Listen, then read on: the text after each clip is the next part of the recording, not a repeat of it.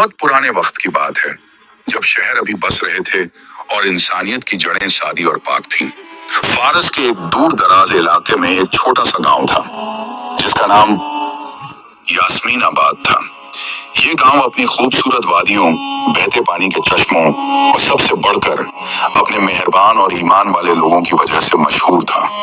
इस गांव की मिट्टी में एक अजीब सी रूहानियत थी, जैसे यहाँ के हर जर्रे पर अल्लाह की रहमत बरसती हो। इसी यास्मीनाबाद में एक ताजिर रहता था, जिसका नाम अब्दुल रहमान था। अब्दुल रहमान अपने वक्त का एक मामूली सा कपड़ों का ताजिर था। उसका कारोबार न बहुत बड़ा था और न ही वो शहर के अमीर तरीन लोगों में शुमार होता था। उसके पास एक छोटी सी दुकान थी, जिसमें वो मिस्र और शाम से लाए हुए कपड़े पर फरोख्त करता था।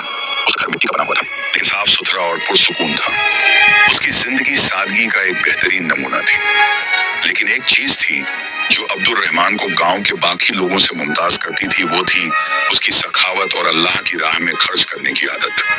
वो इस बात पर पुख्ता यकीन रखता था कि रिज़्क़ अल्लाह देता है और उसके दिए हुए माल में से गरीबों और मोहताजों का हक निकालना हर मुसलमान का फर्ज है। उसकी बीवी अमारा भी एक नेक और शुक्रगुजार खातून थी, जो हमेशा अपने शौहर के इस नेक काम में उसका साथ देती।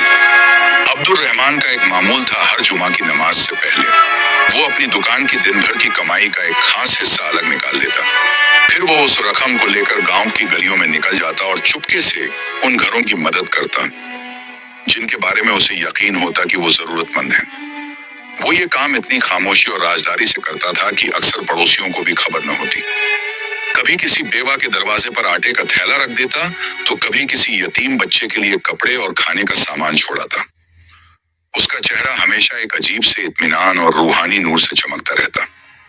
लोग उसे अब्दुल रहमान भाई कहकर बुलाते और उसकी इज्जत करते, लेकिन उसकी सखावत के इस पहलू से बहुत कम लोग वाकिफ थे।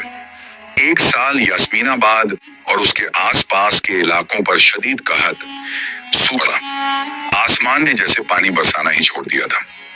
जमीनें बंजर हो गईं, फसलें सूख गईं और कुएं खुश्क होने लगे। गांव के लोग परेशान हो गए। जो कल तक खुशहाल थे, आज उनके घरों में भी फक्र की नौबत आ गई।